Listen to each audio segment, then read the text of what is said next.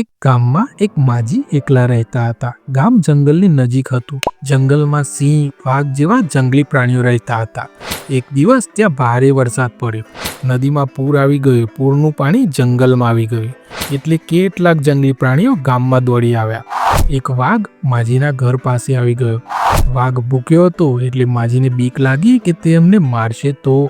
માજી ગાવા લાગ્યા, હું તો સિંહડાથી ન બીવું, વાઘડાથી ન બીવું, પણ ટાઢા ટબુકડાથી બીવું.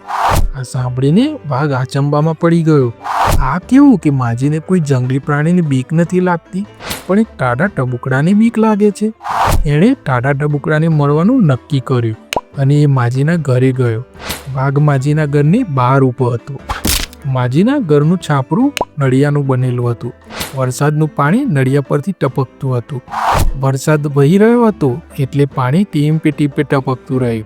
ઠંડીને લીધે ટીપું ખૂબ જ ઠંડુ અને ધ્રુજાવી દે એવું હતું. માજી આ ઠંડા ટીપાને ટાઢું ટબકડું કહેતા હતા. વાઘ પર ટીપું પડ્યું ત્યારે એ ઠંડીથી ધ્રુજી ગયો. ઠંડી પાણી ટીપે ટીપે પડતું હતું એટલે વાઘ એના ઠંડા ધ્રુજાવી દે એવા મારથી ગભરાઈ ગયો. વાઘ માજીના ઘર પાસેથી ભાગી ગયો. આમ ટાઢા ટબુકડાએ માજીને બચાવી લીધા.